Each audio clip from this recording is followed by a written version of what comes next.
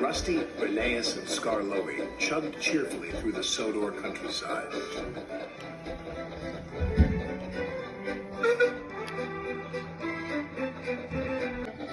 The engines were going to help Duncan with an important job at the Incline Railway.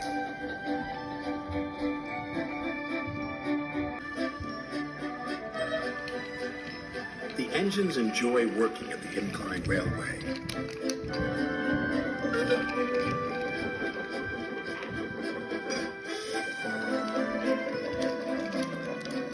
They like the clever way the loaded slate cars roll down the incline, pulling the empty slate cars up. But they are always careful. Duncan doesn't like working at the Incline Railway. He is always impatient to get back to the junction. This makes him careless and gets him into lots of trouble.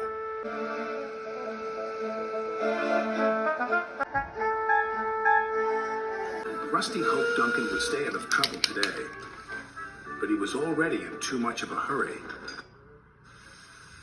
"I'm a plain-speaking engine," gruffed Duncan. "So collect your slate cars and be quick about it." And off he steamed. Bossy boots, chuffed Rheneas. Pushy puffer, huffed Skarloey. They didn't like Duncan telling them what to do. "He just wants to get back to the bustle of the junction," Rusty said.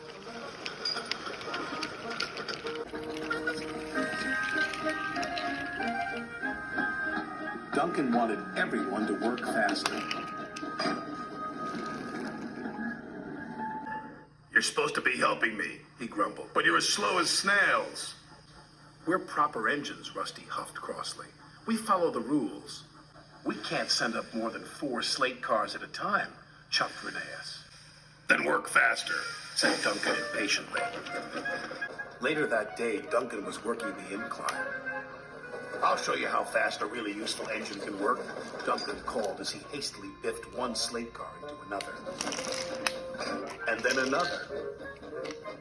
Soon, Duncan had his 4 slate cars. "Nothing to it," he boasted to Rusty. "Those slate cars will pay you back," warned Rusty. "Slate cars don't like to be biffed." "I can handle slate cars," he cried. The 3 little engines could see Duncan was not going to listen. They carefully chucked away from the incline with their slate cars full of slate. Duncan was so impatient he became even more careless. "I'll show that smelly diesel and those lazy steamers," he said to his driver. "Careful," cautioned his driver. "You're asking for trouble."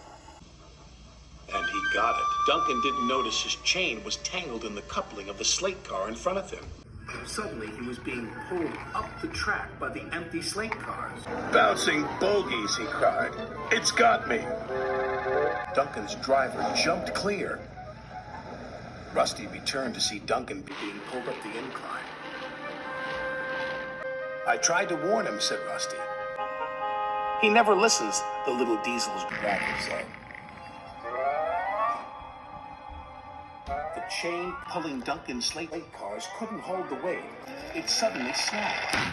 Duncan plummeted down the incline.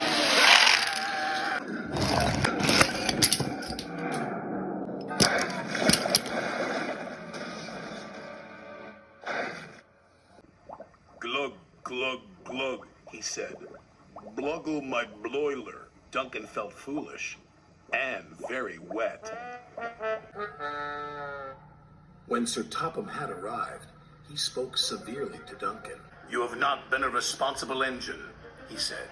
"Your impatience has caused confusion and delay, and you owe these engines an apology." "Sorry," Duncan said to Rusty, Rheneas, and Skarloey. "Once you have been repaired," Sir Topham had said, "you will work the incline until you learn to be patient and careful." "Yes, sir," said Duncan.